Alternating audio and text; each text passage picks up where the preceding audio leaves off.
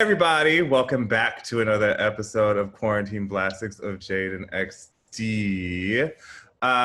Today we have a very special guest, media personality, Shar. Yes. Yes. Hello. It's a pleasure. It's an honor to be here with you two. I'm such a fan of you both, so this is going to be fun. We're fans. Sure. Wait a minute. So hold on, because Shar and I met before we met. Yes, in we an did. Uber in LA. We did. We surely did. That will forever be my Jade story. Is that we happened to be in an Uber. I think it was an Uber pool, and it was like one of those short rides, like around the corner. But we were in there together, and then I ended up. I think it was a live show that you all were doing in LA.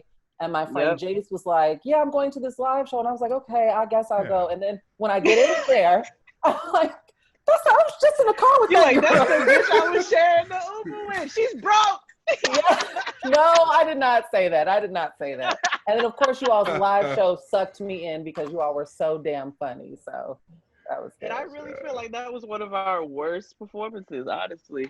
It was. That was our very first. That was our very, very first live show. It was just. Yeah, we wrote it. I think we wrote the thing in the hotel in LA. Listen, Jade and XD, LA is a tough crowd, regardless of what you're doing. LA is just, it's a different crowd.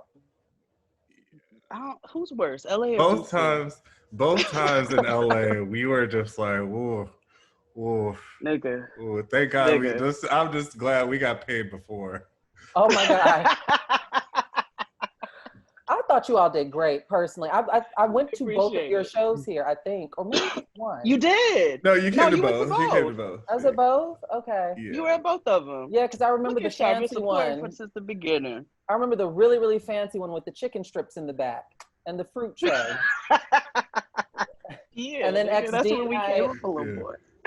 and I had an adventure. We took an Uber in a minivan full of Black LGBT folks, with our driver speeding and hugging corners down the 101 to get us to West Hollywood. And then things got even crazier in West Hollywood. These were strangers you all were with? No, we were with people from the show that came. And then I'll never forget that that van ride. That shit was wild.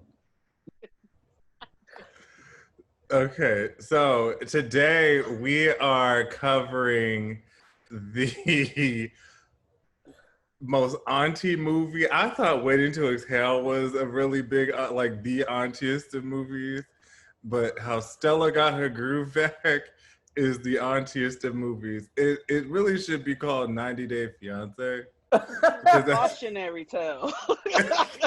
I told Chris Rogers that today when we were watching it. I said, this is a cautionary tale of what not to do. No, I said the same thing. I was in my room like, red flag number one. That nigga wants Cocoa Puffs? No. Don't ask me to bring you back. Not even him just turning out being gay. It was just like, nigga, you got cereal in the bed. And there were so many moments in this film where I was like, there's no way. Even think back to how they met. When she's eating breakfast alone, and he just kind of pulls up his chair. Like, it gave very Scammer, just the whole way that they met. Because what local is hanging out at a resort? Let's go in order. Right, how Stella Got Her Groove Back, a cautionary tale about crushed velvet. There's a lot of crushed velvet in this film. I started counting. So if you don't know, if you haven't seen it, it's on HBO Max. Get your free trial now. Also, it was. I thought it was on Hulu, but when I went on Hulu today, I was like, "Ooh, gag." So it's also on HBO. On HBO, because I use HBO Go. I still have that, and it's on there. Oh, boom! Yeah, that's how I watched it today. I watched it through HBO because I legit swore it was on Hulu. But whatever. If you don't have access to HBO, your cousin got HBO, so ask them. The movie is based off of a book by Terry McMillan with the same title. It is loosely based on her life and her marriage to a young man named Jonathan. And then they met in a very similar fashion. They're no longer together, and we will talk about why. No way. We will talk about why they're no longer together. Who can ever forget that iconic episode of Oprah? If you know, you know. If you know. Oprah was on a roll during that era. She had J.L. King. She called it Oprah was getting it in. She was telling gay. Old Oprah episodes. We should cover old episodes of Oprah. We need to cover old Oprah episodes. Hell no, because them shits are awful. I might do that on my YouTube channel. That shit is horrible. Yeah, oh God, like when J.L. King came on there with the down low. Oh. It literally changed the cultural landscape. It literally every auntie. Women were shook. Women were shook. I remember they were looking at they niggas sideways all over the place. And they had that episode of SVU with Michael Beach, and he was on the DL, and he was a preacher. Oh, the Saints were shook. I don't know if I remember that. Well, I might have to revisit that. Yes, girl. Oh, it's one of the better episodes. And I love me some SVU. Too. Yeah, it's really good. It came out in 2004. So the movie begins with a woman named Stella Payne, played by Angela Bassett. She has like a French French role because that's how you esteem, yourself as, like a Black woman of the 90s. Yeah, she's like a market money person, something in San Francisco. Wall Street. It was very like stocks and bonds, and her coworker, the white guy. I never know his name, but he will forever be Mr. Andrews to me from Titanic. Forever. Captain. Yeah. Oh, I just know him from First Wives Club. No, XD. That's Mr. Andrews from the Titanic. Mr. Andrews. Yes. Always and forever. True. A moment. Oh, and he was the king in the Cinderella with the multicultural one. Yes, he was. With Whoopi as his queen. Who happens to be in this movie. So. Right. So, Mr. Andrews from Titanic is her like supervisor white man, because he white mans the situation very much later. And she's like, killing it at work because all Black women kill it at work. Because that's what we do. Like saving the day again. That's what we do. And she's just busy and all this good stuff. She's like, I have things to do, but I have an appointment I can't get to. And so then all of a sudden, cut to, we meet her sisters at a spa, and we realize that uppity shit, because it's a lesson in code switching, because Mama was like, prim and proper at work, whatever, and then her sister's Regina King. And who was a breakout? Who is me? She was a breakout in this film. But what I didn't like, and we were kind of talking about this before we started recording, but I remember watching this film, like revisiting this like a few years ago, and I'm like, why the hell do they have all these jump cuts? It was like an issue with continuity. Like, how did we get here?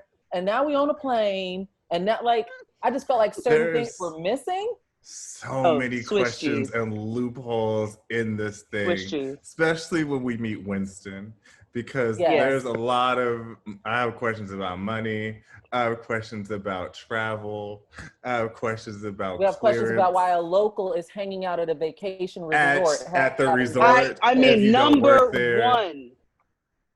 one, I was waiting for him to say he worked there. I said, well, maybe there was something I missed from the beginning. Maybe I didn't recall. No, that nigga was hanging out at the resort, partying, drinking. Very 90 Day Fiance, like you all said. Very scamming. Also, in this scene with her sisters, and don't crucify me for saying this, but what's the actress's name? Suzanne Douglas. She has, is it just me, or does she have a very Whitney Houston-esque quality to her? I don't know if it's the tone in which she speaks, or maybe the Zaria Mama? Yes, she has a very Whitney. It's more Whitney Preacher's wife. Yeah. Yes. I'll give you that. It's, I don't know if it, like I said, the tone in which she speaks or like the rate in which she says her words, but she was giving me a little bit of Whitney as, and her name was Angela. Like how hard had that, for Angela Bassett, how challenging. They did not work hard for that. Like, I would be like, I can't be on the set and there's an actress whose character's name is Shar and my name is Shar. I'm going to be turning my head. No. Like, it's just not going to work. No. And it's odd saying I was your own thinking name. the same thing. Yeah. Right. Angela. And it was very apparent that Angela was married to a white man. Oh, yeah. She was giving Tamara Mowry Housley. Oh, my, all the vineyards, baby.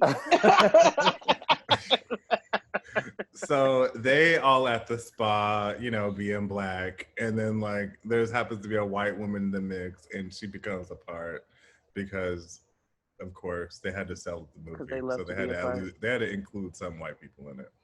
So she has two other sisters. One is played by Regina King named Vanessa, and she is an EMT, and she's the baby of the family. And then there is Angela, played by Suzanne. I just had her name, Suzanne Douglas. Zaria Mama in the Parent Trap. There we go. Parenthood. The Parenthood. Parenthood. Yeah. Not Lindsay Lohan. She a little, not Lily Lohan. No. Lindsay Lohan daddy. I'd watch it. Oh, God, that. Lindsay Lohan daddy. Lindsay Lohan daddy. Is this in reference to Nene when she was beefing with Michael Lohan? Let me tell you something. I would never not say Lindsay Lohan and not say Lindsay Lohan daddy. Same. Okay, so they get into it about her not having a man, which problem number one, and which I've noticed in the last few movies that we have watched, this underlying theme of black women needing a man. And it's just like, oh God, no, throw them away. Draining. Like, you don't need. No, that's the problem with this world. Mm-hmm. They are accessories. I can say that because my nigga is not subscribed to this Patreon.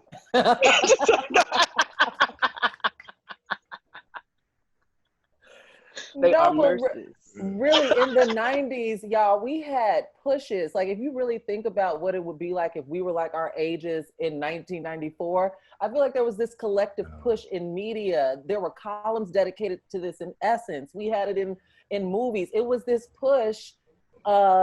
It felt like a give and take. Like some women were like, you can do it yourself, strong, independent. It was like one extreme or the next. Like, you either independent, vicious, biting men's heads off, or you need a man and you need one today type thing. Mm-hmm. Right. Always. In both. There was just no raggedy mama in this video.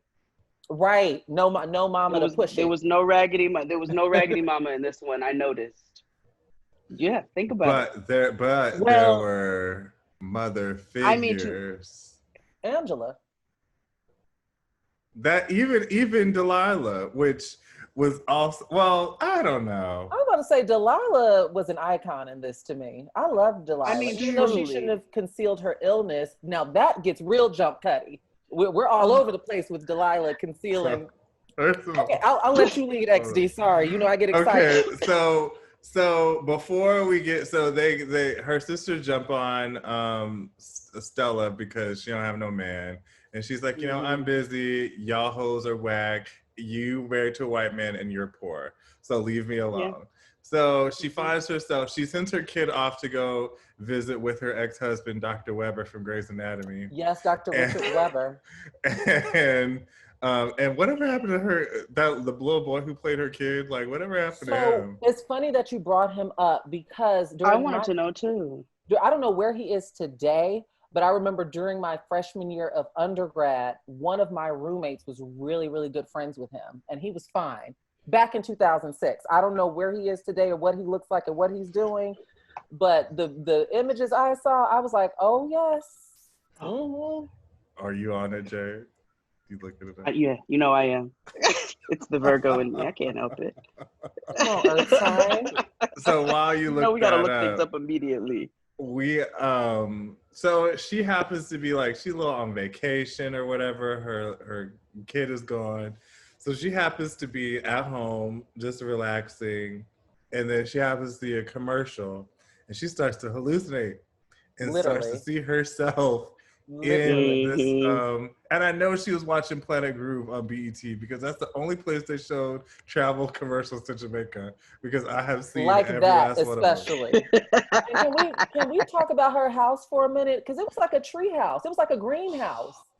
First of all, every part of me was like, "Oh, I miss the Bay Area so much." Like she lived in everything that is me. A wonderful, like Japanese styled, almost like, but it was kind of like mid-century too, and it was all ranch everywhere. style. Yes. She had a spare like workhouse on the side. She's potting her plants. That's the auntie. Yeah. She's potting her plants and stuff, and on the phone with some guy harassing her, wanting to go out for a run. Oh yeah, that is. I'm waiting on my soil now. Oh, I'm staunchly sitting in my auntie-hood. Did you? He's a handsome. He kind of looks like Chris Stokes a little bit. Oh, I know you lying, Jade. I feel like listen, he's not well, bad, okay, hold on. I feel like here we go. Would. There you go. Oh yeah.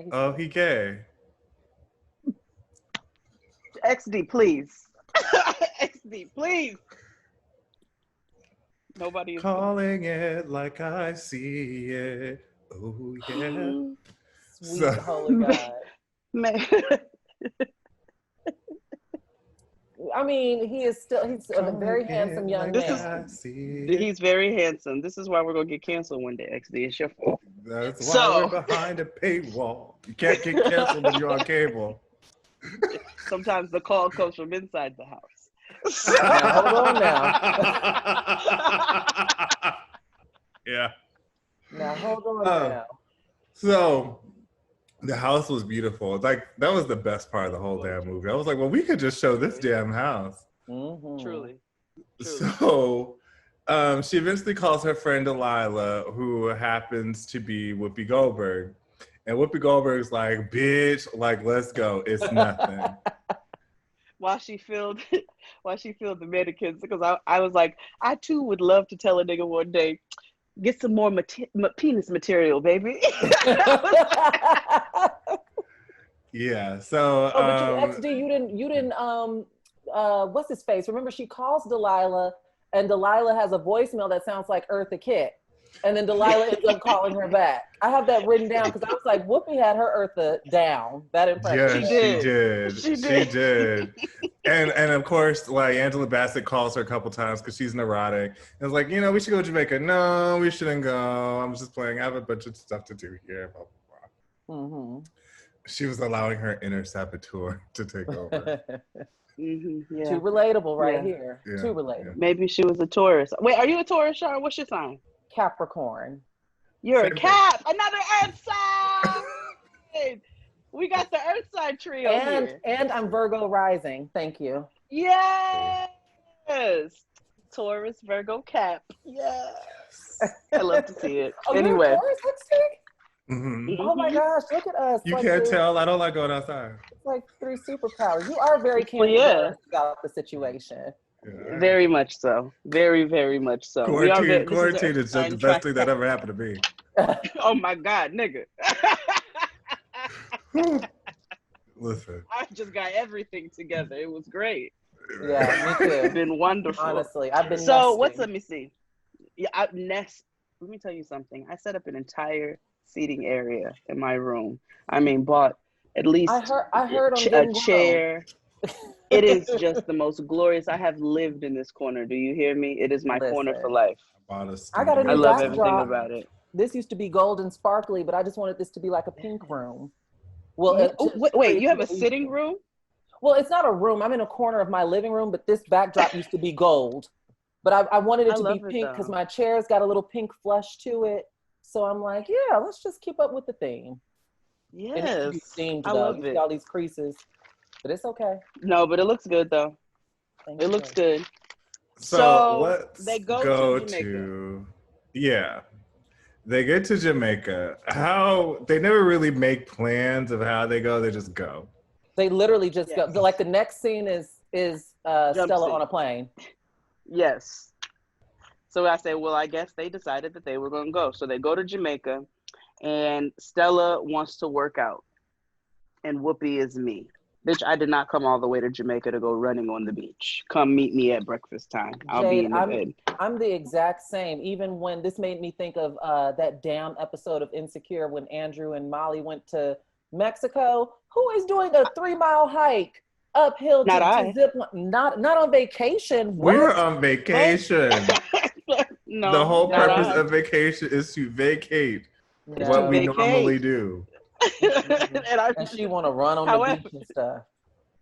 I'm not working at home, but I'm damn sure not doing it on vacation. Hello, break.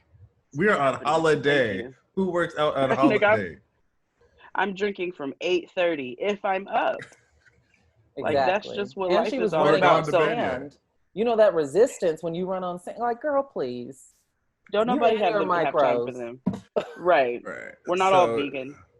So she gets to the hotel and she meets up with Delilah, and then it's a bad bitch link up in the lobby. And Delilah's like, "Oh, I found us some thug daddies to fuck with." and, you made me drop my blood. Oh my god! I mean, that's what happened. Like, it was really much like Keisha's Valley. Like, come on, we got some thug daddies to fuck with. I cannot. And Delilah's like, you can't keep Keisha on a leash. Can't keep Keisha on a leash leave. So they go, we'll go Darrell. They Geo out the deal. Right. So they get to these niggas who are the unklest of uncles. Ooh. They both be in stuff. I never know their name. Stepdaddy. Yes, Richard Lawson, Tina's husband, was in this, and between them they got 3 Super Bowl rings. Like the most uncle. Like, that's what Delilah said. They got 3 Super Bowl rings. Yeah, it was Richard Lawson. What you didn't mention is also in this scene, as Delilah's pointing out, Buddy and what was the other nigga's name? Buddy and Jack and Buddy.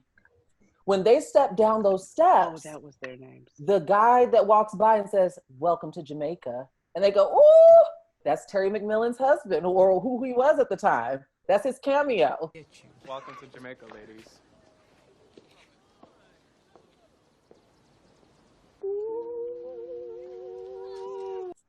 Really? I never paid attention and knew that. Now I have to go back and look at it. Go back when they're leaving. I should have known because he has a specific kind of look. He looked very spicy then. So I was like, no one talked to but that was literally that's like the Easter egg. They're coming down the steps all giddy after they just greeted each other in the lobby, and he walks past them and says, "Welcome to Jamaica." And they're like, "Oh, girl, that's him. That's Jonathan." Jonathan. Huh. Well, they meet these. Is Jonathan really Jamaican? Yes. He is? Okay. All right. Okay. Very Jamaican. Okay. I just needed to know. Yeah. He is like one of them stish Jamaicans too, which made sense in the movie of like how Tay Diggs was rich, kind of, or his parents was rich. I can't wait to get to his parents. I know. I was thinking about Mom. Right. Mom. So, right. Who was also the women of Rooster's Place. And Cora. That's why I said, look at Cora. So then, the guys that Delilah hooks him up with are just kind of crusty and rusty and they with it. So the next day, Stella wake up and she go, she want to go work out or whatever. And Delilah's like, "Girl, fuck you, leave me alone." And so, but there's always like some sort of like alluding to like something going wrong with her. And we don't know what it is yet. So this is when the movie takes a turn and when Angela Bassett gets street harassed. Hold on really quickly, XD, because what I have written down before we get to that scene, because this is a very auntie line that needs to be acknowledged. Stella tells Delilah that she came to Jamaica to run, read, relax, and roll over, not to be a slut. Yes! It's a very auntie line. Yes, with it came on. It was. I was like, yes, 4 R's. I was like, I'm putting that down in my book.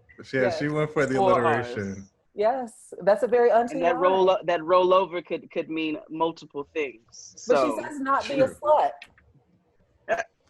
You don't gotta. Maybe she meant you ain't gotta You're be right. a slut to have You're a good right. time. I've never been a slut in my life. Can't relate, sis. I'm not slut. Yeah. So. But anyway, go ahead. So, and Stella's just, minding her business, eating her, curds and whey and grapefruit or whatever. Mm-hmm. And there happens to be a black man staring at her, just leering, just mad lusty. Yeah, just hey, yo, ma, if she would have said no, he would have said fuck you then. It was very much street harassment. Mm-hmm, mm-hmm. It was. And he's just sitting across from her, and he's like, hey, how's it going? And she's like, and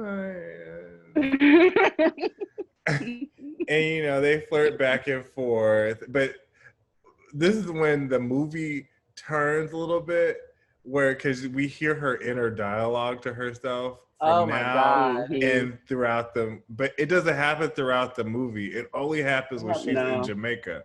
Mm-hmm. Mm-hmm. I didn't even. I wonder if that was intentional. It's like remember when Joan used to talk to the camera? Yeah. Breaking that fourth wall.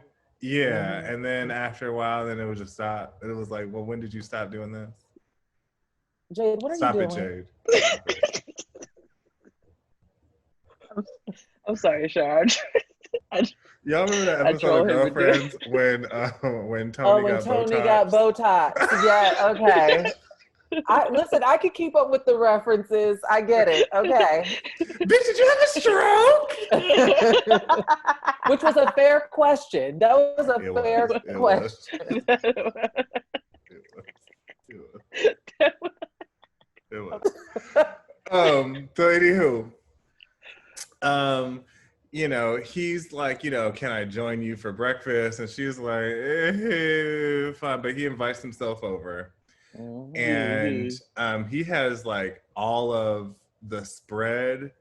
And here we are again, with not no knowing vegetables, no fruit. Yeah, it was a complete beige. It was all plate. waffles. It was like sausage and waffles. That's it. Yeah, it was all beige. Like my plate when I was 7. Right. And she eating bird seed and shit. So he's like, my name is Winston, and I'm from Shakespeare. Here. Winston Shakespeare. They couldn't think of it. They couldn't do no better with that. They couldn't do that. My God. Terry couldn't think about that. She didn't think about. But I'm gonna tell you why on the counter side of things, why that was not the worst name. It wasn't a stretch, but it was a stretch. It wasn't a stretch. So we have a healthy population of Jamaicans here, Shar. Mm-hmm. And it was a nigga who was very interested in me and would send me long ballads and odes, and his name was Ballington. And so I said, I thought about that immediately as soon as he said his name was Winston Shakespeare. But Jade, that's fair.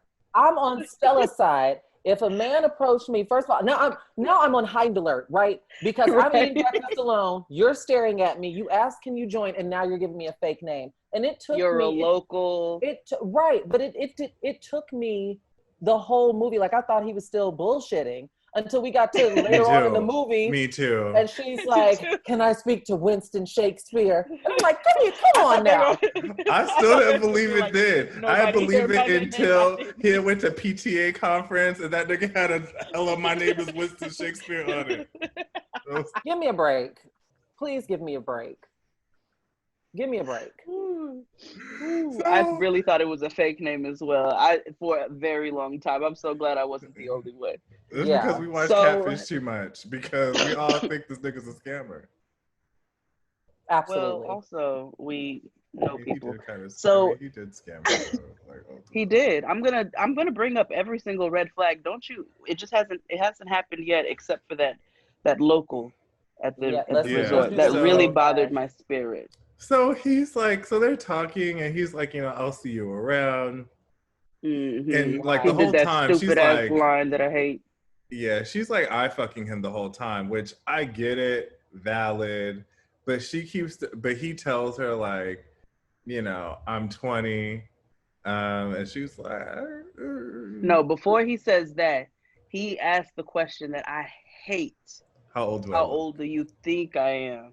And I'm like, nigga, I don't have time for these games. Get out of here. Go. You're wasting my time now. What he also asked, which again goes along with the theme of red flags, he instantly also asked her, where is your husband? Do you have a boyfriend? So you see this single woman alone at a resort. You're a local, camping out, eating breakfast, asking, can you join? Telling me your name is Winston Shakespeare and asking where my companion is. This sounds like some trafficking.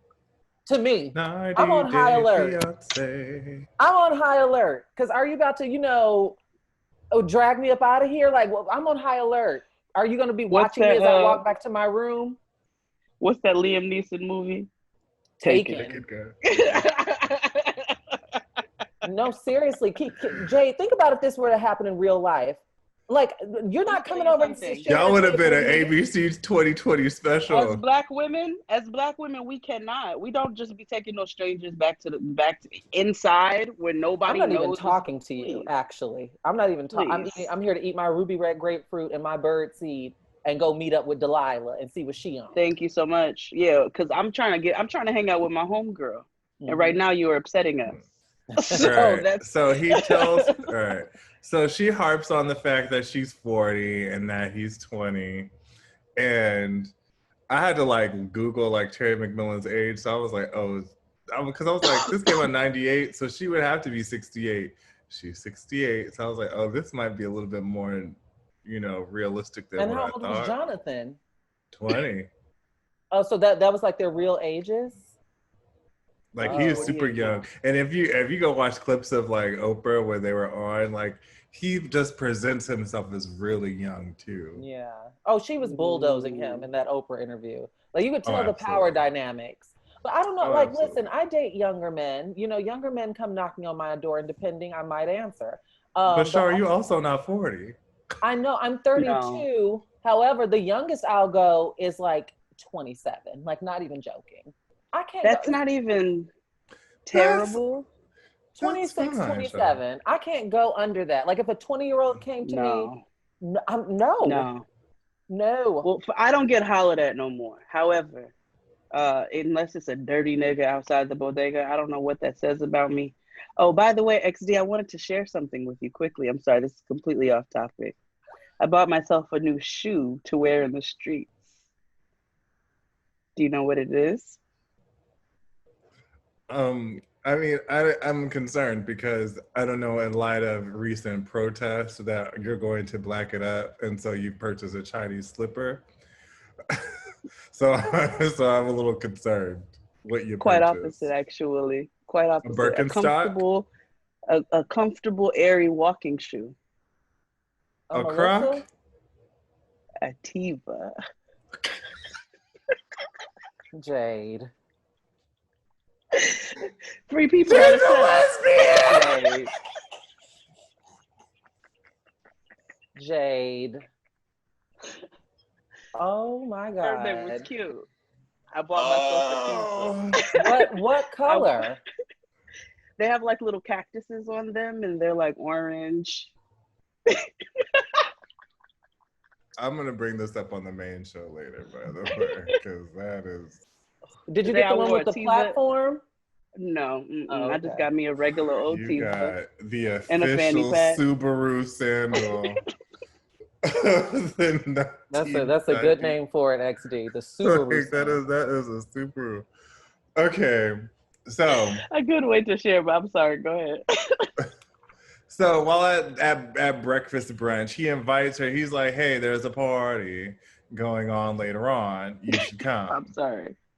Yeah. And she's like, "No, fuck you. I want to fuck you, but no, I can't. Whatever." Mm-hmm. It's a pajama. And then she shows up in her negligee. That's exactly what the fuck it is, because she shows up in her negligee. Niggas are there in their pajamas. They're dancing. They're having hold on. So here's the thing. What bothered me about the whole movie is, did you notice that Tay Diggs only had one pair of shoes in the whole entire film? No. But that's Those indicative of the storyline, you know? Yeah. Foreshadowing. Yes. Yes. Yeah. They were like clogged, like with like a strap back. They were the Uncle Grilling sandal. I peeped them when they went to his parents' house. Mm-hmm. This scene totally threw me off guard because of the mixed crowd. I wasn't expecting that. It was such a mixed demographic there. It makes sense though for a resort. It does make sense for a resort, and it also, like the way that Stella's micro braids were styled, it just screamed 90s. Like everybody had the braids, everybody was styling them in little pinups and French rolls, and they had the white bitch with the vacation braids. They had to put at least one in there. That Bridget Nielsen looking lady. So they at the party. She said she wasn't gonna go, but she shows up, and people are like, I doing her, and she's like, oof. She's so offended. Right, and Tay Diggs is like, put on your sarong, like, because that's gonna shield her from her. Take off your shawl, right, and make it a sarong. Right. Take off your red invisibility cloak. Like, okay. It didn't make her look as matronly. That was a good suggestion for her to take it from her over her shoulders and tie it around her waist. Because she was looking real auntie-ish. Mm-hmm. Right. So with her sensible shoe.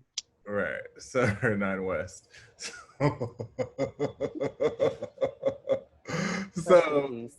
I know. So they go in and then they turn up. The party's, like a thing, and Delilah comes and she's like, the thug daddies we were trying to Jack and Buddy here, and they are a lot. But notice how Delilah got Jack and kind of tried to toss Buddy on Angela. Now I won't go into detail, but it seemed like she wanted Stella to take one for the team, and that's what I'm going to say. Absolutely, of course, you got to take one. Of course, there's always one. Yeah, Delilah got the real fine. Even though he had the gold fronts, Richard Lawson was clowning in this movie.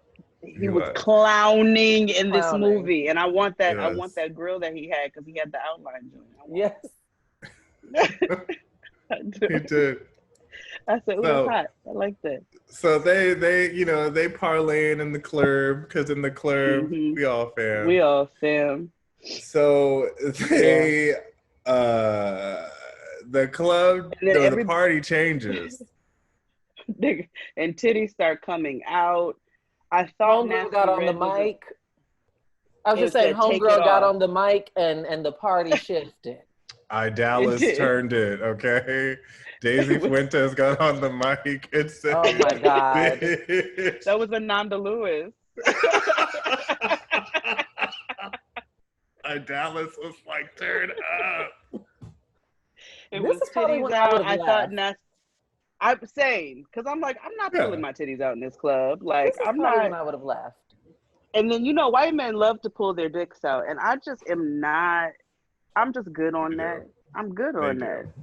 But then, like, some of the men's underwear was questionable in the thing. Like, they had bikinis. Some of the men folk had thongs on. Some, and I was wondering, like, some of their during V-necks filming, looked like a U-neck. Yeah, it was just a lot, and so they leave. They're just like, "Ooh, this is too much." So what was she saying? Hedonism? She was at hedonism? Yeah, probably. Okay. Mm-hmm. I want to also mention that I wrote down that Stella at one point was getting her life at this party and Delilah was pissed. And then Buddy showed his ass. Buddy showed his entire black ass. And Dirty Red pulled his chorizo out, and then he pulled out his little chorizo. It was behind drawers, but it was a little chorizo underneath that belly. Yeah. Yeah. So gross. I'm gonna have to pass on Buddy. If I got Winston behind me grinding up on me, Buddy, I'm definitely passing. I'm so sorry, beloved. We forgot a key part. Do y'all remember when Oh God! Wait, what was Richard Lawson's character's name? Jack. Jack. You remember when Jack was rubbing on Whoopi's feet? And she was like, not that one. That's going to give me a heart attack. Yeah. yes, auntie. Another auntie line. And she told Stella, she said, I'm going to take him to the porn shop. Yeah. Now, see, hold on, Jade, because what I heard, because I do sometimes watch with subtitles because I be doing other stuff. The subtitle said porn shop, but what I heard was pawn shop. And I thought it was in reference to his friend. Yeah, it was pawn shop. Oh, pawn shop. But the subtitles, the closed captioning said porn shop. Yeah. Well, then let's go with porn shop. That's more fun. And more Delilah. More on brand. More Delilah. More Delilah. Right. Okay, so they're at the party. They're at the party. Out, they leave. Was this when she asked, "Do you want to be intimate with me?" Which is a stupid question. Who talks like that? No, I don't have That's that what. So I actually noted that. Yes, that is what she says. She goes, "What are you saying? That you would like to be intimate with me?" Because I literally wrote it down because I was like, nobody talks like that. I do. I'd be like, you trying to fuck or what, Bellington? It was that night. It was that night because remember he got a job like the next day. Wait, you would ask if you trying to be intimate with me? I would. Or you trying to fuck? Let's be clear. What are your intentions? Do you plan on trying to be intimate with me? You're such an old-fashioned lady, Shar. You know, XD people do. You like to be courted. People in LA do joke around and say that I'm just so saved. Some people have even called me Shar McCain, which is such a huge insult. But I cannot help that I have certain traditional ways in which I'm not concerned. I'm just traditional. You know, people out here doing all that throuple and all of that. And I'm like, that's not for me, but I'll celebrate you. And so people, yes, some of the community calls me Shar McCain lovingly, not as an insult, but it's an insult to me. And they say, Shar's so saved, girl, don't call her over here. She ain't gonna participate in this. And I'll be like, I'm glad that you know. Tribe. I'm glad that you tribe, know. Gang. Because I'm not doing that either. So they get intimate to marry. Well, they try. Well, yeah, they try, and then it don't work out. Oh yeah. Wait, did they? Because what I have in my notes is that it was a jump cut, and we're at the pool. Yeah, remember they try. Remember they try to do it, and he gets frustrated, and he has to go to the bathroom or whatever because he's beating himself. That's later, though, isn't it? No, he tries to play a prank on her, right? No, that's later. So what happened was after that, what I have down is they were at the pool and they had a discussion. Oh yeah, kissing, overlooking the sunset. That's when we get that scene with them on the blanket, overlooking the sunset. Yes. And they move closer. Yes, they inching all close like middle school students. And then he gets to kissing her neck and stuff, and she's feeling it. She's feeling it. And then he puts his hand in the ice bucket where the champagne is. That's what it was. And puts it on her back, and she locks up, and he realizes, oh my God, I'm not with one of the 18-year-old locals. I'm with a woman, honey. Yeah. And he would retreat to the bathroom. But then she plays a prank on him, pretends she's in the bed, and then jumps on his back, and that's when they realize they can have a good time. Oh, and they had sex in the canopy. It was the white, like the canopy. And the mosquito. Oh, girl, those were mosquito nets. Yeah, that was mosquito net. They try to make that shit look like an In Vogue video, but I was like, no, girl, that's to just not get bit. That was one of my notes. I was like, they fucking in the mosquito nets. No, but I really wonder what made her change her mind, because that was such a mood killer to me. Like you put an ice, like we're in it, and you know, and then you retreat to the bathroom. I wonder what made her just concede to it and be like, well, let me just play a joke on him, because my ass would have been like, yeah, I think you should go. Like, I knew this wasn't gonna work out. You're a child. Have you seen Tay Diggs? You're right. Tay Diggs is not mine. Here's the thing. I thought about this today. Dick? Huh? Did you say pink dick? No. No, but that makes sense also. But no, he's not my type. He's not my he's not aesthetic.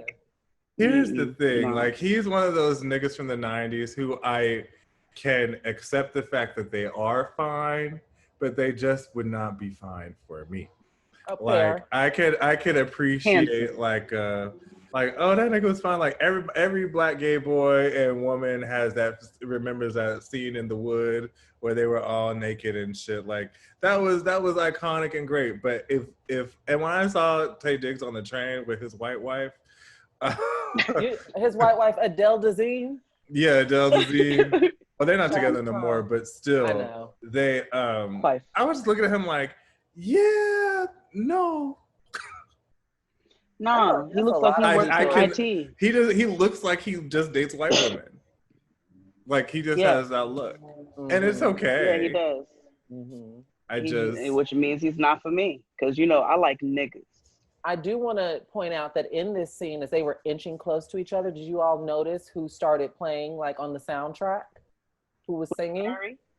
It was Mary J. Blige. I said another Mary. Angela Mary connection. Peak 90s auntie, right? We had it in Waiting to Exhale. We had it in Waiting to Exhale with Not Gonna Cry and Bernadine. And here we are, again. Mary J. Blige, beautiful. That's one of her better songs connection. Too. And it was when they were fucking. They played that song too. Mm-hmm. They did.